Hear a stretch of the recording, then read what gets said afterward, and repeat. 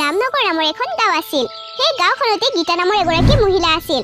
গীতাৰ এজন পুত্ৰ আছিল, যাৰ নাম গৌতম আছিল। গৌতমৰ চহৰত এখন কাপোৰৰ দোকান আছিল। গৌতমৰ বিয়াৰ বয়স হৈছিল, কিন্তু গীতাৰ গৌতমৰ বিয়াক লৈ একো চিন্তা ভাৱনাই নাছিল। মা, দেউতাই তেতিয়া কৈছিল আমাৰ ওচৰৰ গাঁৱতে এজনী ছোৱালীক মোৰ বাবে দেউতাই হেনো চাব যাব, তোমাকো লগ ধৰিছে। আৰে যাম 2দিনমান পিছত যাম দিয়া। আৰে মা, এনেকৈ হ'লে কেনেকৈ হ'ব? আমাৰ যদি সিদিনা কিবা জৰুৰী কাম আহি যায় তেতিয়া?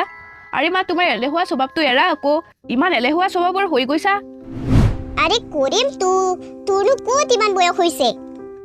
আৰে মা, তোমাৰ লগত যে আকৌ কি হ'ব, তোমাক বুজাই লাভ যায়। আৰে এইবোৰ যাবলৈতো মন থাকে, কিন্তু এলাহ লাগে যে। মা, সৰুৰ পৰা দেখি আহিছোঁ তোমাৰ এই এলেহুৱা স্বভাৱটো। আৰে এতিয়াতো এৰা এই এলেহুৱা স্বভাৱটো। আচ্ছা হ'ব যাম দে। তই ৰুমৰ পৰা ওলাই যাওঁতে মোক কিন্তু টিভি ৰিম'টটো দি যাবি, মই আকৌ উঠি যাব নোৱাৰো। এয়াই বাকী আছিলে, আৰে লোৱা ৰিম'টটো। এনেকৈ ছমাহ বাগৰি গ'ল। ছমাহ বাগৰি যোৱাৰ পিছতো নিজৰ ল'ৰাৰ কাৰণে ছোৱালী নাচালে। গীতা যে এটা মস্ত এলেহুৱা স্বভাৱৰ তিৰোতা, সেয়া সকলোৱে গাঁৱত জানিছিল। আৰু এতিয়া গৌতমে বুজি পাইছিল যে সি যদি মাকৰ ওপৰত ভৰসা কৰি থাকে, তাৰ বিয়া আৰু কেতিয়াও নহ'ব। সেইবাবে এদিনাখন গৌতমে নিজৰ দেউতাকক লৈ এজনী ছোৱালীক চাবলৈ গুচি গ'ল, আৰু সিদিনা বিয়াৰ তাৰিখো ঠিক হৈ গ'ল। যেনে তেনে কৰি গৌতমৰ বিয়াখন হৈ গ'ল। গৌতমৰ পত্নীৰ নাম অঞ্জলি আছিল। অঞ্জলিয়ে নিজৰ শাহুৱেকৰ বিষয়ে একোৱেই গম পোৱা নাছিল। আৰে মা, আহকচোন চাদৰ ওপৰলৈ যাওঁ, ঘৰটো থাকি থাকি বৰ লাগি গৈছে। আৰে অঞ্জলি, তাত যোৱাৰ কি দৰকাৰ? টিভিত ইমান ধুনীয়া চিৰিয়েল দি আছে, মোৰ একেবাৰে উঠিব মন নাই দেই।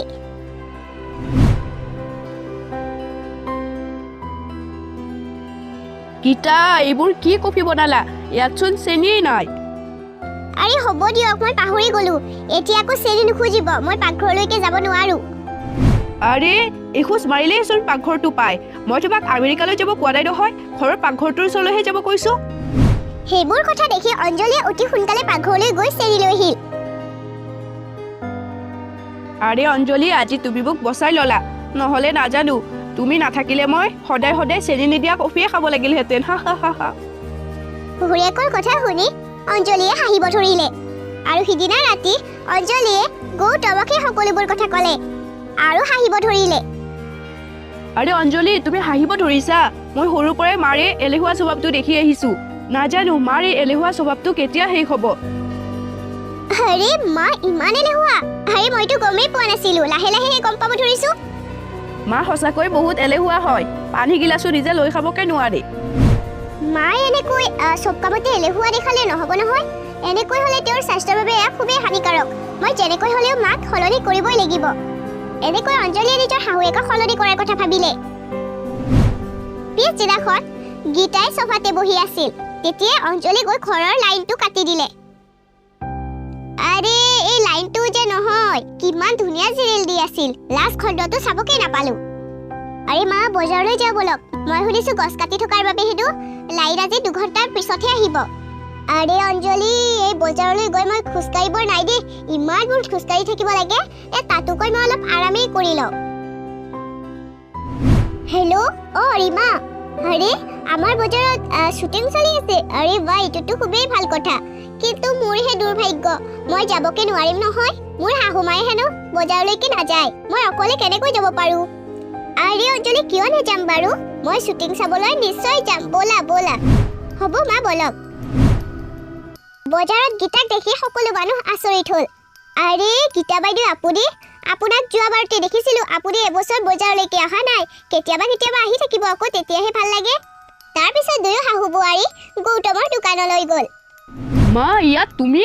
মই সপোন দেখি আছোনে বাৰু বাস্তৱত আছো? এবছৰৰ মূৰত তুমি মোৰ দোকানত?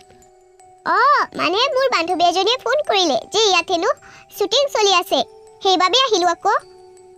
আচ্ছা, শ্বুটিঙৰ বাবে আহিছা, কিন্তু শ্বুটিংটো অলপ আগতে শেষ হৈ গ'ল।